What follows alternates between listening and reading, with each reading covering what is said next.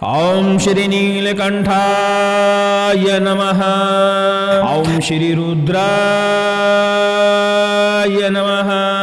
सभी लोगों को जय श्री राम, जय हनुमान जी महाराज की। आज आप नीलकंठ वड़वानल महास्तोत्र मंत्र श्रवण करने वाले हैं, जो कि एक महामंत्र माना जाता है। इस मंत्र को नित्य प्रतिदिन श्रवण करने से समस्त प्रकार की व्याधि, संकट और विघ्न समाप्त हो जाते हैं। कहा जाता है कि शत्रु बहुत ज्यादा हो जाए, प्रेत बाधा हटी हो जाए, तंत्र बाधा हटाए न हटे, तब भगवान नीलकंठ महाराज के इस स्तोत्र मंत्र का पाठन करना शुरू कर दें या श्रवण करना शुरू कर दें, क्योंकि भगवान नीलकंठ ही है जो हर प्रकार की व्याधि और संकट को मिटा सकते हैं। भगवान नीलकंठ महाराज का यह वड़वानल नीलकंठ स्तोत्र इतना दिव्य है कि इस स्तोत्र को श्रवण करने के साथ ही शत्रु के द्वारा चलाई गई किसी भी प्रकार की विद्या हो वह नष्ट हो जाती है। भूत प्रेत व्याधि कितनी हटी क्यों ना हो और कैसी भी व्याधि क्यों ना हो वह समाप्त हो जाती है। इस नीलकंठ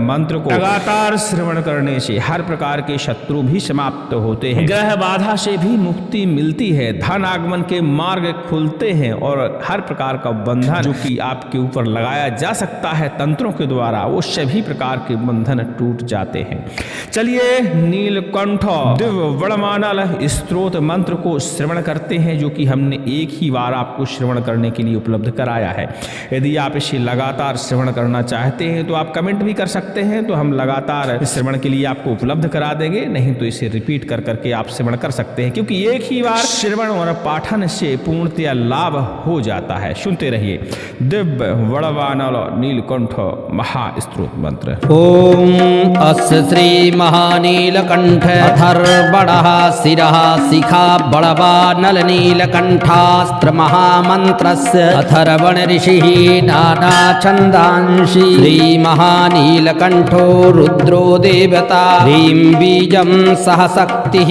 ग्लौं कीलकं श्रीनीलकंठ वरप्रसाद प्रीत्यर्थे जपे विनियोगः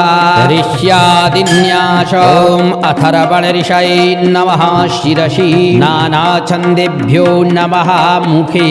महानीलकंठो रुद्रो देवतायै नमः हृदि हुं बीजाय नमो गुह्ये सह शक्तये नमः पादयोः ग्लौं कीलकाय नमः नाभौ विनियोगाय नमः शरवाङ्गे। ओम अगन्यास। ओम ह्रां वड़वानलस्त्राय नीलकंठास्त्राय अंगुष्ठाभ्यां नमः। ओम ह्रीं अथर्वणशिखा नीलकंठास्त्राय तर्जनीभ्यां नमः। ओम हुं कालरुद्राय नीलकंठास्त्राय मध्यमाभ्यां नमः। ओम ऐं नीलकंठास्त्राय नामिकाभ्यां नमः। ओम हौं व्योमव्यापिने हिरण्याय नीलकंठास्त्राय कनिष्ठिकाभ्यां नमः। ओम ह्यः अनेक ब्रह्मांड नीलकंठास्त्राय करतल करपृष्ठाभ्यां नमः। हृदयादिन्यास। ओम ह्रां वड़वानलस्त्राय नीलकंठास्त्राय हृदयाय नमः। ओम ह्रीं अथर्वणशिखा नीलकंठास्त्राय शिरसे स्वाहा। ओम हुं कालरुद्राय नीलकंठास्त्राय शिखायै वषट।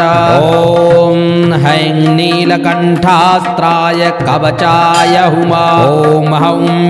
व्योमव्यापिने हिरण्ययाय नीलकंठास्त्राय नेत्रत्रयाय वौषट। ओम हः अनेक ब्रह्मांडाय नीलकंठास्त्राय अस्त्राय फट। ध्यानं बाणं कालान्तकालं ह्यभयवरकरं सोमसूर्याग्निनेत्रं कालं कालाग्निरुद्रं त्रिपुरहरमहामन्मथं दह्यमानं भङ्गं खेटं पिनाकं सपरशूडमरूभिन्दिपालं त्रिशूलं पौरास्त्रं पञ्चभक्त्रं गलनिहतगरं नीलकण्ठ भजेऽहम् ॐ अथर्वणास्त्रमन्त्र च बडवानलनामकं नीलकण्ठास्त्रविद्याख्यं मन्त्ररूपं हृदि स्मरेत कोटिशूरप्रतीकाशं ताण्डवप्रलयाकृतिं भस्मीकृतजगद्व्याप्तं विग्रहं च समाश्रये रक्तोघ्नपापदमनं घृतानामृतप्रदं सुधामयं नीलकण्ठमस्त्ररूपं हृदि स्मरेत एवं विकालप्रयोगं प्रजपेत साधकोत्तमः सर्वार्थसिद्धिपठनात् तेजोवृद्धिकरं परम् ॐ आं ह्रीं ग्लौं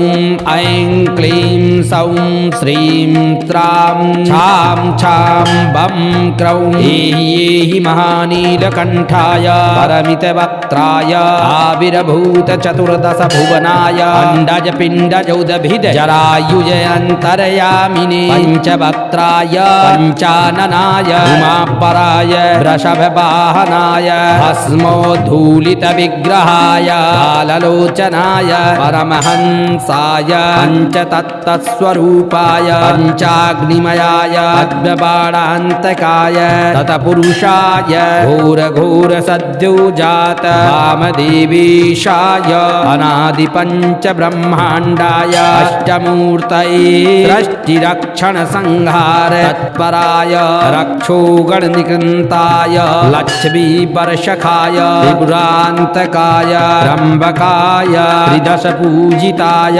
त्रिनेत्राग्निमयाय त्रयीपुष्करात्मिकाय ज्वलस्वरूपाय जगज्जनकाय ॐ आं ह्रीं हूं हैं हौं हः छां छीं सूं छें छौं छः ग्लां ग्लीं ग्लूं ग्लौं ग्लं ग्लः छां झीं झू झू झौं झू छां छीं छू छै छौं छः रां ह्रीं रूं रैं रौं रः रविकोटिप्रभाय रजोगुणदूराय कैलासवासिने करुणाकराय कन्दर्पकोटिकान्तियुक्ताय युगान्तकाय प्रलयरुद्राय कामिकफलप्रदाय कलिन्दराय एकमूर्ति द्विमूर्ति त्रिमूर्ति चतुर्मूर्ति पञ्चमूर्तिमयाय पञ्चवक्त्राय पञ्चदर्शनकरुणाय लोकान्विताय अनन्तब्रह्माण्डमयाय कालब्रह्मेश्वराय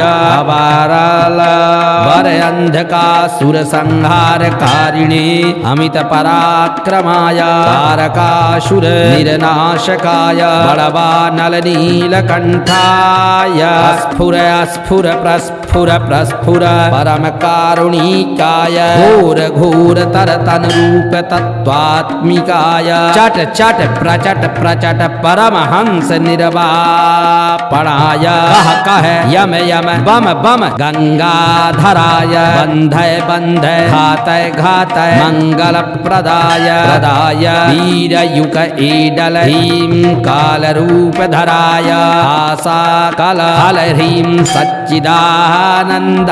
सकल ह्रीं ह्रीं ह्रीं नित्यमुक्तप्रियाय एकाहिक द्वाहिक त्राहिक चातुर्थिक पच्छज्वर मासिकज्वर सांवत्सरिकज्वर सर्वज्वरा नाशय नाशय वातरोग स्वातरोग पैत्रकरोग ग्रीष्मरोग हर हर युकृमिज्वरान् नाशय नाशय पिशाचादीन् निकृन्तय निकिन्तय आविर्भूतानन्त ब्रह्माण्डकाय विश्वमयाय शाश्वतहिरामग्राय ॐ हूं हूं रतभस्मोद्धूलित सर्वोत्तम किङ्किणीव महाशङ्कराय उमार्धकदेहाय चन्द्रशेखराय नानाविषं सर्वविषं हर हर समय समय निर्विषं दन्तिविषं धत्तूरविषं रत्रिं विषं समय समय प्रधान अमृतं नीलकण्ठाय आवेशय आवेशय स्फुर स्फुर शूरशशाङ्क समप्रभाय चन्द्रकोटिसुशीतलाय सान्द्रसिन्दूरमयाय आं ह्रीं क्रौं कालरुद्राय करुणाकराय हरविषं हररोगान् हरनिकिन्तनाय रत्तिमान् निर्नाशय ग्रह निग्रह अनुग्रहान् समय समय शान्तिं कुरु प्रारब्ध संचित क्रियमाणानाशय अकारण बान्धवाय अनवरत लक्षणैक कटाक्ष परायणाय सर्वसिद्धि प्रदाय चिन्तित मनोरथ सुन्दराय आनन्द परायणाय मां रक्ष रक्ष शत्रून् द्वेषकान् किल्बिषा सादृशो दुर्मयापाय ॐ आं ह्रीं क्रां ह्रूं कालरुद्राय करुणाकराय रत्तिं धारकान् शून् शुद्धौघधरान् अस्मि कुरु असूया परान् निकन्तय परमन्त्र परयन्त्र परतन्त्र चेटक परवाकुट परजप होम व्रत अभिचारा नाशय स्वमन्त्र स्वयन्त्र स्वतन्त्र स्वकृत प्रयोगा प्रकाशय मे मनोरथान् क्षिप्रं सफलं कुरु सर्वजगन्मयाय स्वातन्त्र स्वामन्त्र स्वयन्त्र मयाय सर्वाङ्गं सकल वैद्यकार्चे यसा पराधनेकादितन्त्र रूपाय पंचवक्त्राय बड़वानलाय नीलकण्ठाय एहि आगच्छ सुहृदय कमल अहितो भव संस्थापिता भव सर्वतोमुख सदा शिवाय सर्वाय मकर किरीट कोटि कान्त्यालङ्कृताय पादपद्माय ॐ आं ह्रीं क्रों बड़वानल प्रलयाग्नि अथर्वणास्त्र नीलकण्ठाय ममैव हृदये सदा स्फुर प्रलयानल घोर तर अनुरूप चट प्रचट बम बम नीलकण्ठाय बड़वानल अथर्वणास्त्र रूपिणो वरदा भय क्षिप्र प्रसन्नो भव मम कायिक वाचिक मानसिक सिद्धि देहि हुं आं हां बम ॐ क्रौं अमृत नीलकण्ठाय मम हृदये वशं मम काल मृत्युर्विनाशनं कुरु अपमृत्यु निर्दलनं कुरु अपमृत्युं प्रधानयमृत नीलकण्ठाय मम शरीरे अमृतं कुरु अत्यन्तलक्ष्मी सरस्वती निदानं कुरु ममैव करस्पर्शान् नानारोगान्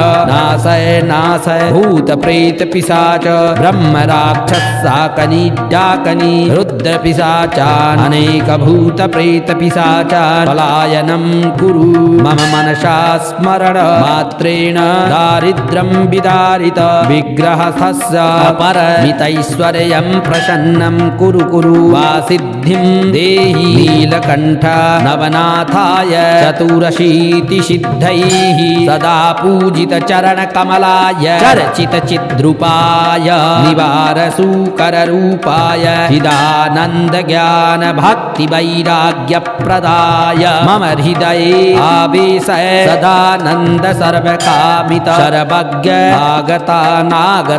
ज्ञानवान् कुरु चतुष्षष्ठि विद्या प्रवीणां कुरु ॐ आं हां ऐं ग्लौं झां क्लीं श्रीं ह्रीं क्रौं सद्यः सकल विद्या प्रदा नीलकण्ठाय वद वाग्विद्वांसं मां कुरु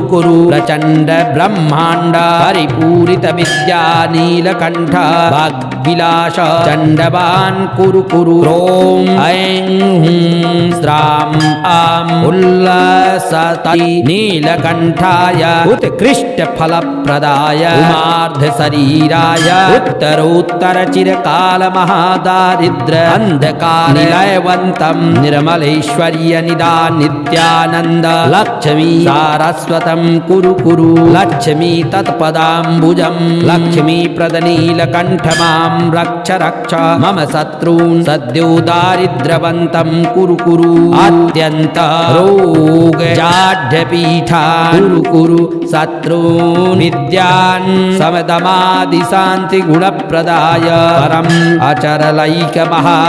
महानीलकण्ठाय खण्डन्तं वैन्दी दण्ड प्रचण्ड दोर दण्ड पिण्डी कृतवैरिमण्डलाय अमरपुण्डरीक शखाय द्रां द्रीं धूं दें द्रौं द्रः ढक्कावाद्यप्रियाय नरकपालहस्ताय शाश्वतकीर्तये सहस्रभुजाय सर्वमन्त्र सिद्धिं कुरु कुरु अयुतभुजाय अयुतार्णवाय आयुष्मन्तं कुरु कुरु नीलकण्ठाय सततं मम हृदये चिन्तित मनोरथ सिद्धिं कुरु कुरु चिदानन्दकान् कुरु कुरु पञ्चवक्त्र शतवक्त्र सहस्रवक्त्र अयुतवक्त्र अनन्तवक्त्र अनन्तानन्त भुज अनन्त भुज ब्रह्माण्ड परिपूर्ण विरारूपाय विश्वतो मुख विश्वरूपाक्ष ॐ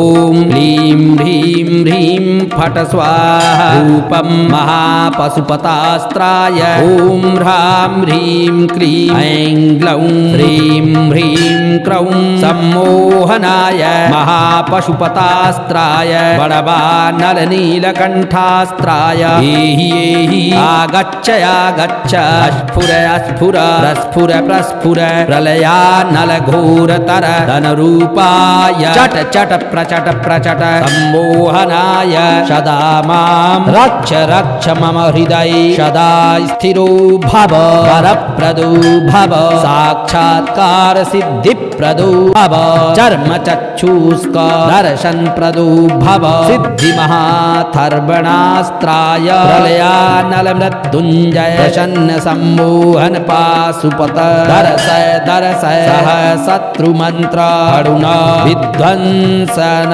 वीर घोर नीलकण्ठास्त्राय वीर घोरं मां रक्ष रक्ष मम हृदये सदा स्थिरो भव मङ्गलानां दोषान् सम्मङ्गल सहस्रानन्तव्रत नीलकण्ठास्याय ॐ फट स्वाहा फलश्रुति कण्ठादिदारुणम् अङ्कण्डं मन्त्रम् अस्त्रं च अथर्वणशिखास्त्रकं सहस्रं यो जपेद् विद्वान् मुण्डं च मुखरोऽपि वा येन केनापि जपतो मन्त्रसिद्धिमवाप्नुयात् कालरुद्रमहानाम्ना विषं च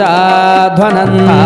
श्रीमहानीलकण्ठाख्यम् अत्र राजमिदं कृतं जपात् कुष्ठशरीराणां निर्मलं देहमाप्नुयात् अष्टदशानि कुष्ठानि नश्यन्ते नात्र संशयः।